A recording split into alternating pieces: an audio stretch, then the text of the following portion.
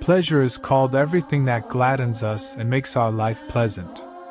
Similar to our twofold nature, pleasures are of two kinds.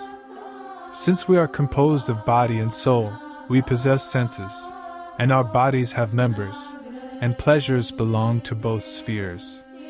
Those pleasures that are experienced through the members of the body are bodily pleasures, while those that pertain to the psychological and spiritual realm are spiritual pleasures or enjoyments. For the most part, pleasures arise as a result of our activity, and depending on whether our actions have been right or wrong, they bring us consolation or disappointment. If the principles and aims of our life according to God are in harmony with His will, then there arise pleasant and joyful feelings and pleasures. If, on the contrary, our choices and actions are irrational and passionate, then we experience revulsion and hatred. A necessary element of life is our biological nature, a large part of which belongs to the sphere of the three senses. It is precisely through these senses that satisfaction and pleasure operate.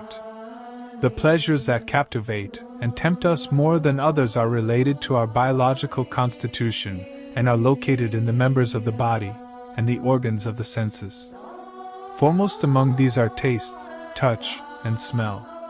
When we come into contact with various substances and objects, a sensation of sweetness is produced, which we call pleasure. To avoid abuse in this area, it is necessary to exercise discernment in due measure. If a person remembers his purpose and eats in order to live, then he keeps the pleasure that arises by the law of necessity under control.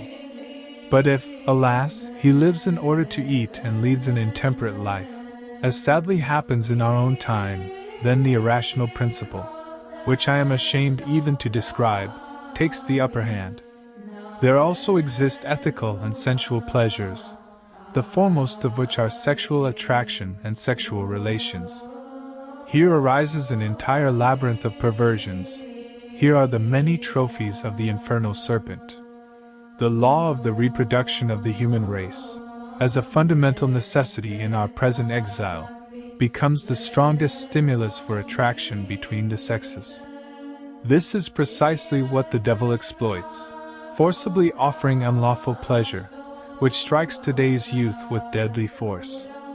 We have briefly described the causes of pleasure, and so that we may not lament the countless disasters that will befall us if we accept them, we are obliged to reject them. This applies in particular to sensual pleasures. However, there also exist spiritual pleasures, which inspire us and restore our strength. Spiritual pleasures are those acts and fruits of God's grace that bring refreshment and peace to the soul, enlighten the mind, calm the heart, console the emotions, and give us courage and hope in the difficult moments of life. What else, if not spiritual pleasures, are joy, peace, patience, forbearance, and everything that is born of love and compassion? All the fruits of self-sacrifice that flow from love are the sweetest spiritual delights and bring great happiness into our lives. There are also supernatural pleasures, which, though they belong to the realities of the other world, are given to us through God's mercy as a foretaste of the blessedness that awaits us. In this life, we cannot control or produce these supernatural joys. God's love bestows them upon those who strive rightly, for their consolation and encouragement. Some of these pleasures are peace of thoughts, freedom from passions, perfect detachment from the objects and ideas of this world, the resting of grace upon those who have acquired purity of heart. Such people experience the divine and dwell outside this world, beyond its images and sensations. These are those of whom our Lord said that He will manifest Himself to them together with the Father, and make His dwelling within them.